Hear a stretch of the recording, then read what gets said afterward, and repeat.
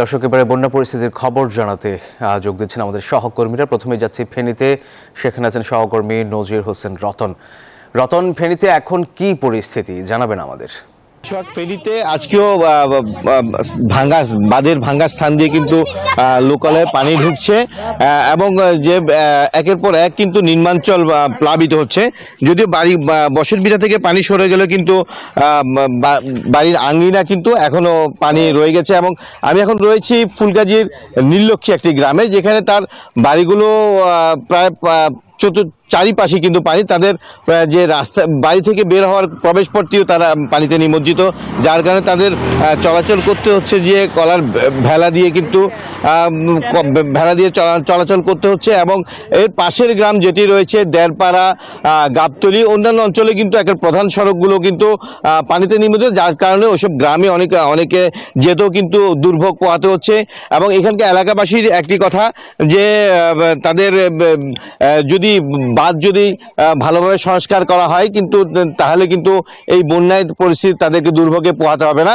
তবে এখানকার স্কুলগুলো কিন্তু পানিতে নিমজ্জিত থাকলেও কিন্তু আজকে স্কুল খোলায় পরীক্ষা চলাচল চলছে এবং অভিভাবকরা কিন্তু অভিযোগ করছেন যদি এই অবস্থায় বন্যা কবলিত এলাকা যদি এখন পরীক্ষাগুলো স্থগিত করা হয়, প্রাথমিক এবং উচ্চ বিদ্যালয়গুলো যদি পরীক্ষা স্থগিত করা হয়, তাদের অনেকটা নিশ্চিন্তে থাকতে পারবেন। এই ছিল আমার কাছ থেকে ফেনীর বন্যার সবশেষ তথ্য। আমি যাচ্ছি সুনামগঞ্জে, সেখানকার বন্যা পরিস্থিতি জানছে সৈয়দ বোরহানুদ্দিনের কাছে। ডুবন্ত সড়কে সুনামগঞ্জের গ্রামীণ সড়কগুলি এভাবেই ডুবে গেছে। সুনামগঞ্জের একমাত্র পথ হাওড় অঞ্চলের নৌকা ছাড়া কোনো পথও নাই। আপনার স্কুল বলেন, সব কিছুই বলেন, মানুষের এই একমাত্র পথ হলো নৌকা।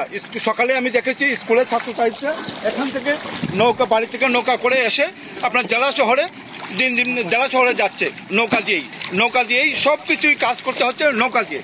সুনামগঞ্জের তাহিরপুর উপজেলার 14টি স্কুল পানিতে ডুবে গেছে।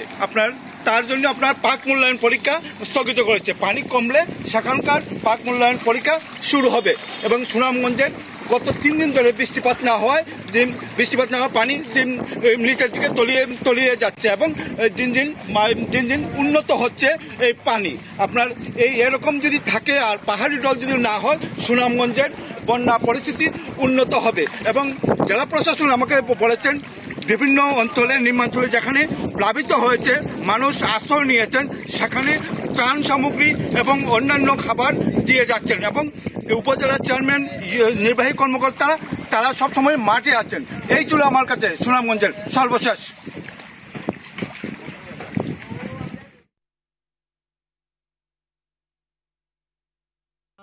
আমি এখন কুড়িগ্রামের একটি উলিপুর উপজেলার বেগমগঞ্জ ইউনিয়নের ফকিরের চর আমি গ্রামে অবস্থান করছি। আপনারা সবাই এখানে দেখতেই পাচ্ছেন প্রধান নদ নদীগুলোর পানি বৃদ্ধি পাওয়ার কারণে এখানে নিচু এলাকায় যাদের বসত বাড়ি আছে সেই বসত বাড়িগুলোতে ইতিমধ্যেই পানি প্রবেশ করেছে এবং লোকজন গবাদি পশু নিয়ে তারা চেষ্টা করছে আশেপাশে কোথাও উঁচু জায়গা আছে কিনা সেখানে আশ্রয় নেওয়ার চেষ্টা করছে। ইতিমধ্যে আমরা জেলা প্রশাসন এবং জনপ্রতিনিধির সাথে আমরা কথা বলে জানতে পেরেছি হঠাৎ করে বন্যার কারণে প্রায় 20,000 মানুষ ইতিমধ্যে পানিবন্দী হয়ে পড়েছে এবং খামারবাড়ি সূত্র আমাদের জানিয়েছে এই বন্যার কারণে 1320 হেক্টর কৃষি জমি পানির নিচে নিমজ্জিত আছে।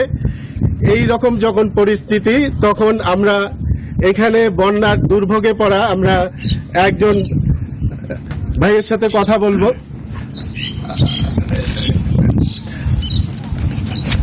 ওকে, ধন্যবাদ।